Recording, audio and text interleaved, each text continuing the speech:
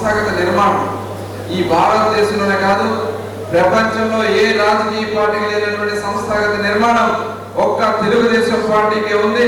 ఈ రోజు కోటి సభ్యత్వాలు ఉన్న ఏకైక పార్టీ కూడా తెలుగుదేశం పార్టీని సందర్భంగా తెలియజేస్తాం.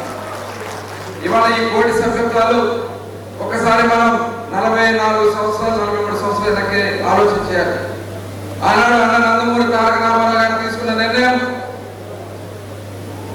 కమిటీ, గ్రామ కమిటీలు, మండల కమిటీలు, నియోజకవర్గ కమిటీలు, జిల్లా కమిటీలు, రాష్ట్ర కమిటీలు ఇవన్నీ కూడా ఏంటి వల్ల తెలుగుదేశం పార్టీ 43 సంవత్సరాల్లో చాలా ఇబ్బందులు కష్టాలు కూడా వచ్చినాయి. మనకి అధికారాలు వచ్చినాయి. కొంతమంది నాయకులు పార్టీని వదిలిపెట్టినా చివరికంటూ నిలబడింది తెలుగుదేశం పార్టీ కార్యకర్తల అనే విషయాన్ని కూడా ఈ సందర్భంగా మీకు తెలియజేస్తా ఉన్నా. ఇవాళ ఏ రాజకీయ పార్టీలో చూసుకున్నా మన నాయకులు తీసుకున్నటువంటి నిర్ణయాలు. ఇవాళ తెలంగాణ చూడండి, తెలంగాణలో రాష్ట్రం విడగొట్టిన తర్వాత ఇద్దరు ముఖ్యమంత్రులు కూడా తెలుగుదేశం పార్టీ నాయకులనే విషయాన్ని ఈ సందర్భంగా మనందరూ కూడా గుర్తుపెట్టుకోవాలని తెలియజేస్తా ఉన్నా. అది తెలుగుదేశం పార్టీ. తెలుగుదేశం పార్టీ అనేది ఒక ఫ్యాక్టరీ, నాయకులను తయారు చేసే ఫ్యాక్టరీ. ఈ రాష్ట్రం కోసం, తెలుగు వారి కోసం, తెలుగు వారి ఆత్మగౌరవం కోసం పుట్టినటువంటి పార్టీ. ఆనాడు అన్న నందమూరి తారక రామారావు గారు కానీ, నారా చంద్రబాబు నాయుడు గారు కానీ ఇవాళ ప్రపంచంలో ఏ దేశానికి వెళ్ళినా తెలుగు వారు నిలబడి ఉన్నారంటే దానికి కారణం అన్న నందమూరి తారక రామారావు గారు, నారా చంద్రబాబు నాయుడు గారు. అదేవిధంగా మన యువ నాయకుడు నారా లోకేష్ గారు గత 5 సంవత్సరాలు జగన్మోహన్ రెడ్డి అధికారంలోకి వచ్చి చేసినటువంటి దుర్మార్గాల్లో అనేక మంది కార్యకర్తలు నష్టపోయారు. కానీ ఆయన సుదీర్ఘంగా చేసినటువంటి యువగళం పాదయాత్ర తిరిగి మళ్ళీ తెలుగుదేశం పార్టీ ఇవాళ కూటమి ప్రభుత్వంలో ఏర్పాటు చేయగలిగామంటే లోకేష్ గారి పాత్ర.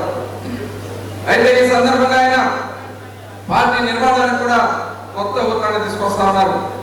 బూత్ కమిటీలో కేఎస్ఎస్ కుటుంబ సాధికార సారథులు, ఈ కుటుంబ సాధికార సారథుల్ని మనం కానీ సక్రమంగా వాళ్ళందరి నాయకత్వాన్ని పెంచుకుంటే ఏదైతే ఆనాడు అన్న నందమూరి తారక రామారావు గారు గ్రామ కమిటీలు పెట్టి వాళ్ళ శిక్షణా తరగతులు పెట్టారో ఈ కుటుంబ సాధికార సారథుల్ని ప్రతి 65 ఓట్లకి 2 వ్యక్తులు మనం పెట్టుకున్నాము. దీన్ని కానీ సంపూర్ణంగా మనం చేయగలిగితే 40 సంవత్సరాల తిరుగులేని నాయకత్వాన్ని ఈ రాష్ట్రానికి ఇస్తే రాబోయే 100-150 సంవత్సరాలకి ఈ కేఎస్ఎస్ కానీ చేసుకోగలిగితే తెలుగుదేశం పార్టీకి తిరిగి ఉండదని ఈ సందర్భం మీకు తెలియజేస్తా ఉన్నా.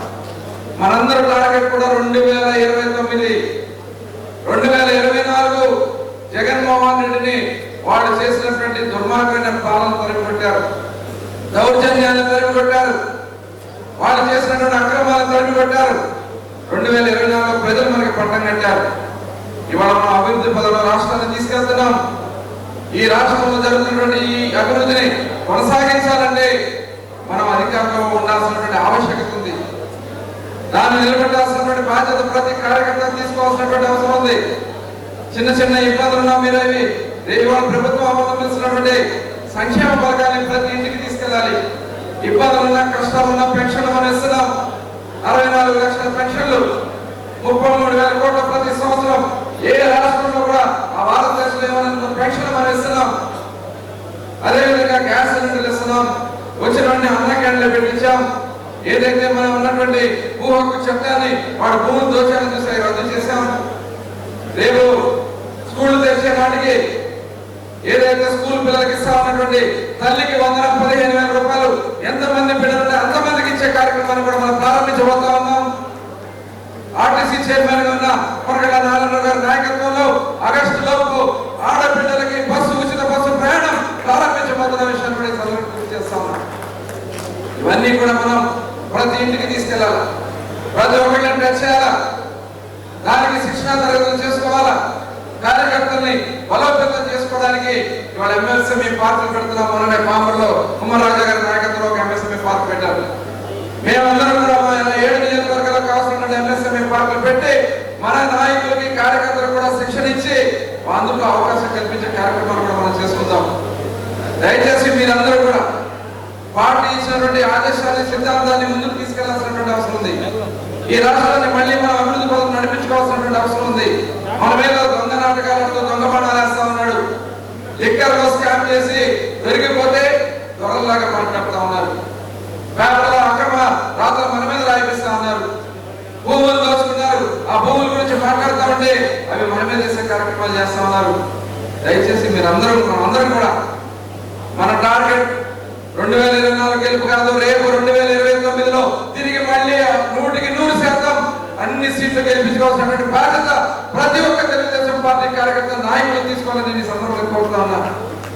ఇవాళ మనం ఒక కార్యాలయాన్ని కూడా జిల్లా పార్టీ కార్యాలయాన్ని ఏర్పాటు చేసుకోవడానికి ఈ దగ్గరలోని పెడన ఏదైతే ఇప్పుడు కొత్త బైపాస్ రోడ్ ఉందో దాన్ని ఆనుకుని 2 ఎకరాల భూమిలో వచ్చే సంవత్సరం మినీ మహానాడుని ఆ నూతన భవనంలో ప్రారంభించుకునే విధంగా చేసుకోవడానికి వాళ్ళ ప్రణాళిక తయారు చేస్తా ఉన్నాం.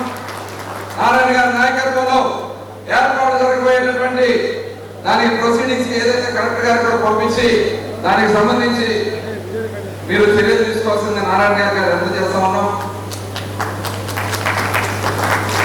మరి మచిలీపట్నం నియోజకవర్గం పార్టీ కార్యాలయంలో అంటే కొంత డబ్బులు అవసరం ఉంది కాబట్టి మచిలీపట్నం తెలుగుదేశం పార్టీ కార్యకర్తల నాయకుల ఆధ్వర్యంలో మేమందరం కలిసి 1 కోటి రూపాయలు మీకు అందజేస్తామని ఈ సందర్భంగా మీకు తెలియజేస్తాము. అలా మన 7 నియోజకవర్గాలు కూడా ముందుకు వస్తే ఒక మంచి భవన నిర్మాణం చేసుకోవడానికి అందరూ కూడా ముందుకు రావాలని అవకాశం ఉంటే ఇక్కడే సభా వేదిక మీద అనౌన్స్ చేస్తే బాగుంటుందని కూడా మరి ఉన్నటువంటి పెద్దలందరూ కూడా తెలియజేస్తున్నాను. శాసనసభ్యులు గారు ఎవరన్నా సరే నారాయణ గారికి మనం అందజేసుకుని ఒక అద్భుతమైనటువంటి జిల్లా పార్టీ కార్యాలయం మన కృష్ణా జిల్లాలో ఉందనే విధంగా తయారు చేసుకుందాం కూడా ఈ సందర్భంగా తెలియజేస్తూ చివరిగా జిల్లా అభివృద్ధి వెంకటరావు గారు పడినటువంటి ఆవేదన నిజంగా చాలా వాస్తవమైనటువంటి విషయం. అటు పల్నాడు జిల్లా నుంచి ఇటు ఈస్ట్ గోదావరి వరకు రాజమండ్రి వరకు ఉన్నటువంటి కృష్ణా జిల్లా ఇవాళ కుచించుకుపోయింది. ఇవాళ 7 నియోజకవర్గాలకి పరిధికి మారిపోయింది. కాబట్టి సమగ్రంగా అభివృద్ధి చెందాలంటే మరి మేమందరం కూడా ఒక ప్రణాళిక తయారు చేసుకుని త్వరలోనే ముఖ్యమంత్రి గారి దగ్గర తీసుకెళ్లి కృష్ణా జిల్లా యొక్క ప్రాముఖ్యతని భవిష్యత్తుని కూడా ముఖ్యమంత్రి గారి దృష్టికి తీసుకెళ్తాం. ఇందాక వెంకటరావు గారు చెప్పినట్టుగా నమస్తే ఫ్రెండ్స్, నేను మీ రూపిణి. మీ అందరూ చాణక్య ఛానల్లో వీడియోస్ చూస్తున్నారు కానీ వాటికి లైక్ చేయట్లేదు అండ్ సబ్స్క్రైబ్ చేయడం మర్చిపోతున్నారు. మీరు కనుక చాణక్య ఛానల్కి సబ్స్క్రైబ్ చేస్తే మాకు ఇంకా మంచి వీడియోస్ని న్యూసెస్ని చేయడానికి మాకు మోటివేషన్ ఉంటుంది. Thank you and don't forget to subscribe Chanakya channel.